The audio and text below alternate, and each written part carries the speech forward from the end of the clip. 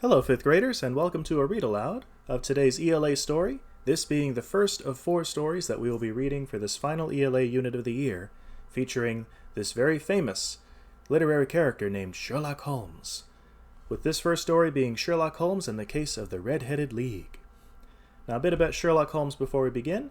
If you didn't know, he is considered one of the most famous characters in all of English literature, and the reason he's so famous is because although he is a fictional character, meaning he's not based on a real person necessarily, his stories are still really famous because he is considered to be the greatest detective in all of London. Now, he was created way back in the year 1887 by this author here, English author named Sir Arthur Conan Doyle. And if you've ever read any sort of mystery or detective story, or even seen one on TV or in a movie, you can probably trace the popularity of the mystery genre back to the original Sherlock Holmes stories. He's the one that made these stories so popular. So what typically happens in a Sherlock Holmes story is somebody will come to Sherlock Holmes with a crime. So somebody has committed a terrible crime, somebody has committed a murder, somebody has stolen the great valuable jewel from the museum.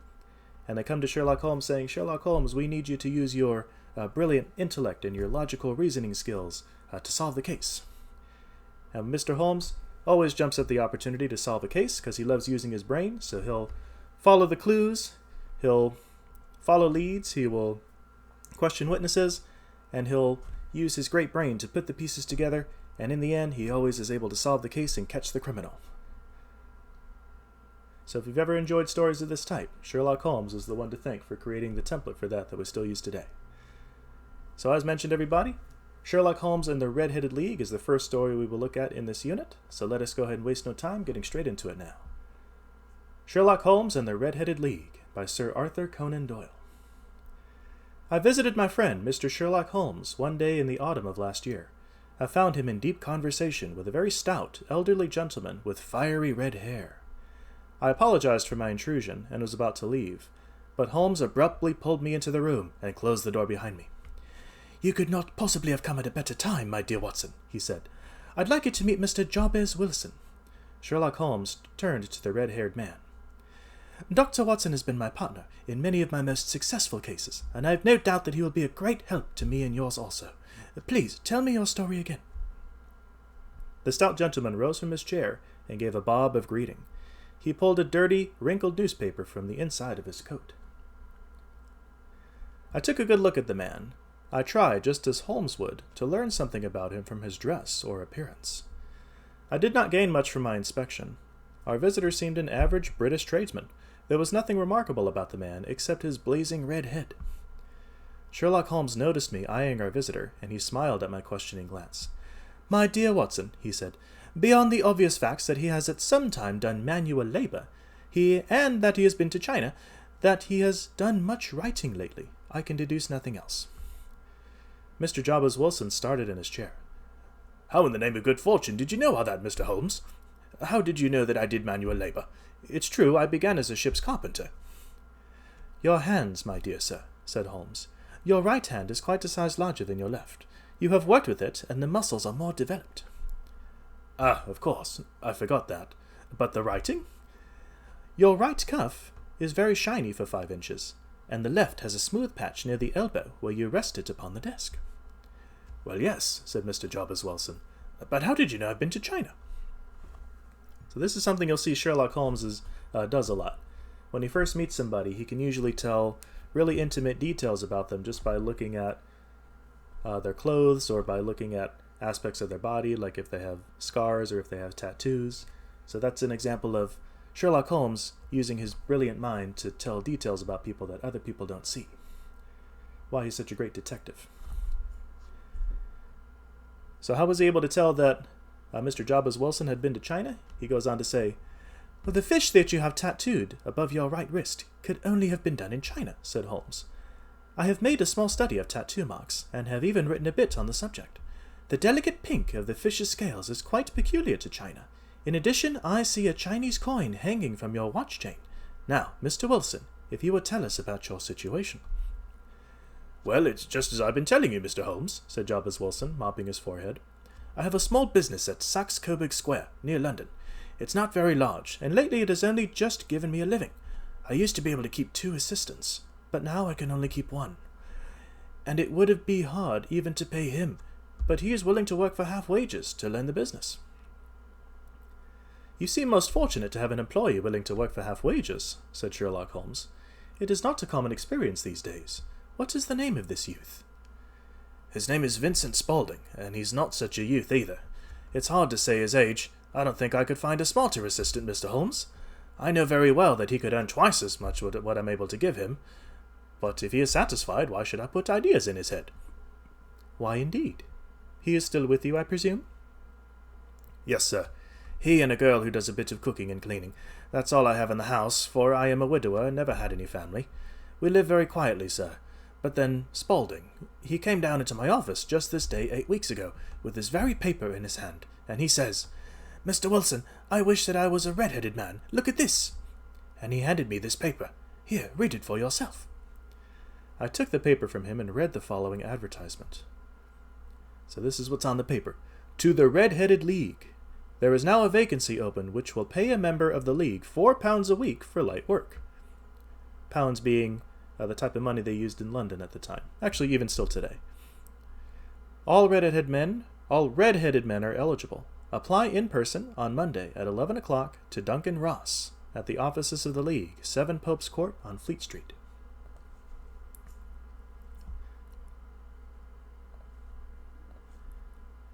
"What on earth does this mean?" I cried. Holmes chuckled and wriggled in his chair, as was his habit when he was in high spirits. "It is a little off the beaten path, or little off the beaten track, isn't it? Very good. Now, Mr. Wilson?" "Of course, my hair is red," Jabez Wilson began. "Spaulding thought I might be chosen for the vacancy.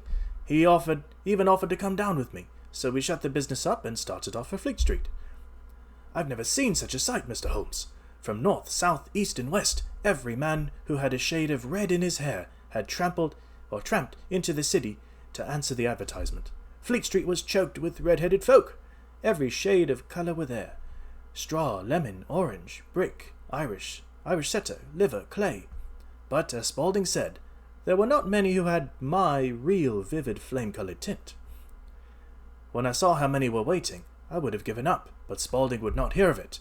He pushed and pulled and butted until he got me through the crowd, and right up to the office steps. 2 lines of people stood on the stairs, some going up in hope, and some coming back dejected. But we wedged in as well as we could, and soon found ourselves in the office. "This is Jabez Wilson," Spaulding said to the manager, Duncan Ross, "and he is willing to fill a vacancy in the League." Mr. Ross, he gazed at my hair until I felt quite bashful. Then suddenly he plunged forward, shook my hand, and congratulated me warmly on my success. "I cannot recall when I have seen anything so fine," he said, talking about his hair. Then Mr. Ross stepped over to the window and shouted through it at the top of his voice that the vacancy was filled. A groan of disappointment came up from below, and the folk all trooped away in different directions, until there was not a red head to be seen in the square. Mr. Ross told me that to earn the £4 a week, I must stay in the office from 10 to 2 every day, copying out the Encyclopedia Britannica. I thought it strange, but I agreed, and for 8 weeks I copied the books. Every morning I was there at 10, and every afternoon I left at 2, and for 8 weeks I received 4 golden sovereigns for my work. But this morning I went to the office and found a sign on the door that said, 'The Red-Headed League is dissolved, October 9th, 1890. Dissolved meaning the Red-Headed League is no more. They've gotten rid of it. I went round to the offices, but no one had ever heard of the Red-Headed League or Mr. Duncan Ross. Did not wish to lose such a place without a struggle, and so, concluded Jabez Wilson, as I had heard that you give advice to poor folk who need it, I came right away to you. And you did very wisely, said Holmes. Your case is remarkable. I shall be happy to look into it. From what you've told me, I think graver problems hang from it than might at first sight appear. Tell me, what is he like, this assistant of yours, who first called your attention to the advertisement, this Vincent Spaulding? Small, stout-built, very quick in his ways. No hair on his face, round 30 years old. Has a white splash of acid on his forehead. Holmes sat up in his chair. I thought as much, said he. Have you ever observed that his ears are pierced for earrings? Yes, sir. He told me that a gypsy had done it for him when he was a lad. Said Holmes, sinking back deep in thought. And he has cared well for your business while you were away?" "Nothing to complain of, sir, though he does have his faults," said Mr. Wilson. "Never was such a fellow for photography, snapping away with a camera when he ought to be learning, then diving down into the cellar like a rabbit into its hole to develop its pictures. That is his main fault. But on the whole, he's a good worker." Holmes nodded. "Mr. Wilson," he said, "today is Saturday. I hope that by Monday we will have solved your case." "Well, Watson," said Holmes. "Well, Watson," said Holmes, when our visitor had left us, "let us go to Saxe-Coburg Square." Part 2. Holmes and I traveled by the Underground as far as Aldersgate, and a short walk took us to Saxe-Coburg Square. 4 lines of dingy 2-storied brick houses looked out over a lawn of weedy grass. A brown board with Jabez Wilson in white letters announced the place where our red-headed client had his business. Sherlock Holmes stopped in front of it with his head to one side, and looked it all over, his eyes shining brightly.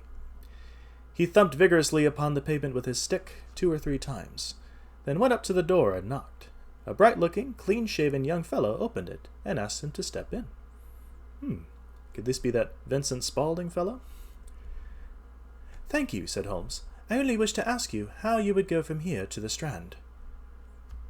"Third right, 4th left," answered the assistant promptly, closing the door.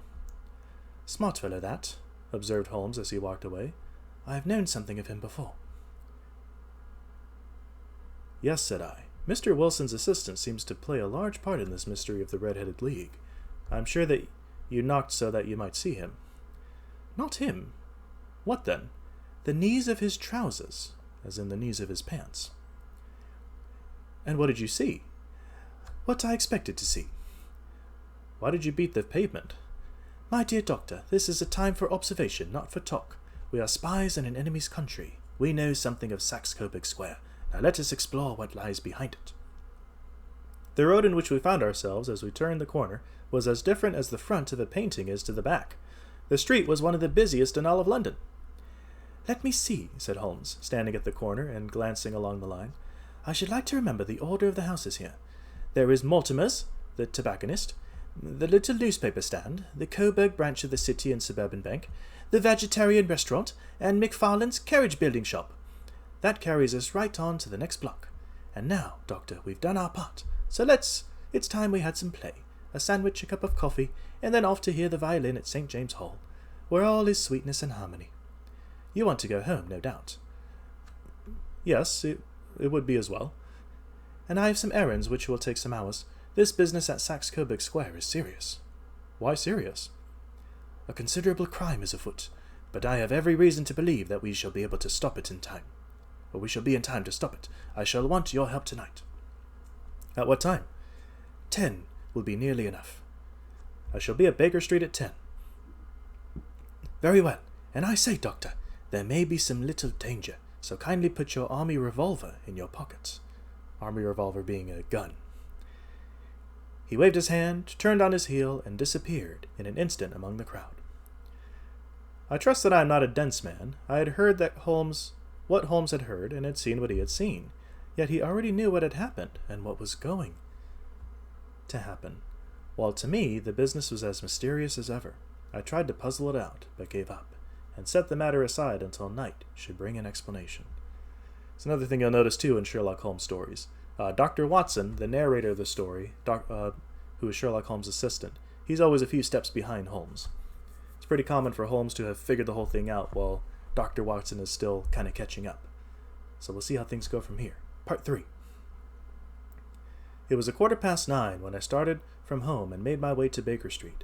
On entering Holmes's room, I found him talking with 2 men, one of whom was Peter Jones, the official police agent. The other was a long, thin, sad-faced man with a very shiny hat. "Ha! Our party is complete," said Holmes, buttoning up his pea jacket and taking his heavy hunting crop from the rack. "Watson, I think you know Mr. Jones of Scotland Yard. Let me introduce you to Mr. Merryweather, who is to be our companion in tonight's adventure." "I hope a wild goose may not prove to be the end of our chase," observed Mr. Merryweather gloomily. "Mr. Merryweather," said Sherlock Holmes, "I think you will find the hunt worth your while tonight. I hope that I may have the pleasure of introducing you to John Clay, murderer and thief. Tonight he will try to steal no less than £30,000 from your bank.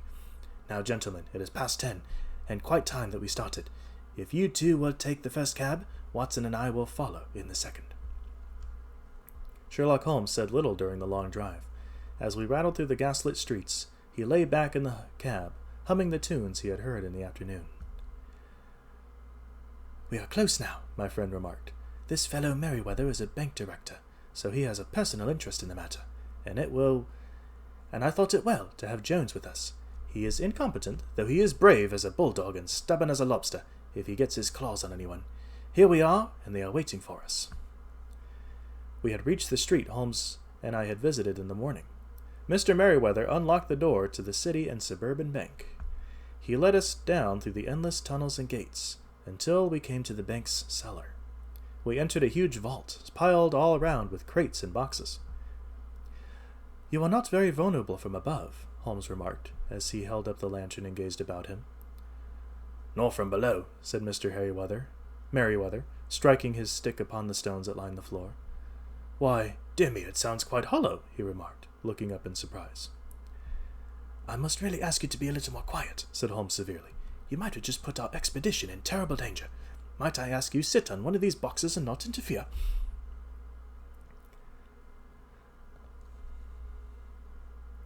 Mr. Merryweather perched upon a crate, with an injured expression on his face. Holmes fell upon his knees on the floor, and, with the lantern and a magnifying glass, began to examine the cracks between the stones. After a few seconds, he sprang to his feet and put his glass in his pocket. "We are at present, Doctor," he said, "in the cellar of the City branch of one of the main banks of London. The crate upon which Mr. Merryweather sits contains more than 2,000 gold pieces, not to mention these many other crates, all filled with gold. So you see, there are reasons why the more daring criminals of London should take an interest in this cellar. And I expect that within hours matters will come to a head. These are daring men, and they may do us some harm unless we are careful. I shall stand behind this crate. You conceal yourselves behind those. Then, when I flash a light upon them, close in swiftly." We put out the lantern and took up our positions in the thick darkness of the vault. After waiting what seemed like hours, suddenly my eyes caught the glint of a light. With a rending, tearing sound, one of the broad white stones in the floor turned over, and left a square, gaping hole through which streamed the light of a lantern. A clean-cut, boyish face peeped out, looked around, then drew himself up out of the hole. He turned and began to haul out another man, nimble and small like himself, who had a pale face and a shock of very red hair. "It's all clear," the first man whispered. "Have you the chisel and the bags? Great Scott! Jump, Archie, jump, and I'll swing for it." Sherlock Holmes had sprung out and seized the man by the collar. The other dived down the hole, and I heard the sound of tearing cloth as Jones clutched at his pant leg. The light flashed upon the barrel of a revolver, but Holmes's hunting crop came down on the man's wrist, and the pistol clinked upon the stone floor. "It's no use, John Clay," said Holmes blandly. "You have no chance at all." "So it looks like the robbery has been stopped." "So I see," the other answered coolly. "I fancy that my pal is all right, though I see you have got his coat-tails." Inspector Jones has 3 men waiting for him at the door," said Holmes. "Oh, indeed? You seem to have thought of everything. I must compliment you." "And are you?" Holmes answered. "Your red-headed idea was very clever." John Clay smiled. Then Jones clapped the handcuffs on him and led him away. Later that night, Holmes explained. "You see, Watson, it was perfectly obvious to me that the Red-Headed League and copying the encyclopedia were only a way to get Mr. Wilson out of his shop for several hours each day. The 2 rogues put the advertisement in the newspaper. One lures Mr. Wilson to the League, the other pretends to be the manager. From Mr. Wilson's description, I knew the assistant was one of the most daring criminals in London." "But how could you guess what the men wanted?" "The man's business was a small one, so they could not want to steal from him. It must then be something out of the house. But what? I thought of the assistant's fondness for photography and his trick of vanishing into the cellar. The cellar! He was doing something in the cellar, something which took many hours a day for months on end. I could think of nothing except that he was digging a tunnel to some other building. When we visited the square, I beat upon the pavement with my stick to see if the cellar stretched out in front of the building or behind. It was not in front. When I rang the bell, I saw that the assistant's pant-knees were worn and stained from hours of digging. When he walked around the corner, I saw that the bank was behind Mr. Wilson's shop, and I knew I had solved the problem. I called Scotland Yard and Mr. Merriweather, and the rest you saw yourself. But how did you know that they would make their attempt tonight? I asked. Well, when they closed the League office, that was a sign that they cared no longer about Mr. Jabez Wilson's presence. In other words, they had completed their tunnel. But they had to use it soon, or it might be discovered. Saturday would suit them better than any other day, as it would give them 2 days before the bank opened and anyone noticed the money was missing. Because banks are usually closed on Sundays. You reasoned it out beautifully, I exclaimed, admiringly. It is so long a chain, and yet every link rings true. It saved me from boredom, he answered, yawning. So there we have it, Sherlock Holmes solving the case of the Red-Headed League, and catching 2 criminals who used the fake Red-Headed League in order to try to steal from the bank. But Mr. Holmes, as usual, was able to get a step ahead of them and stop them in their tracks. So hopefully you enjoyed this first Sherlock Holmes story, everybody. We'll be sure to see the second one next time. Take care, and thank you for joining us. Goodbye.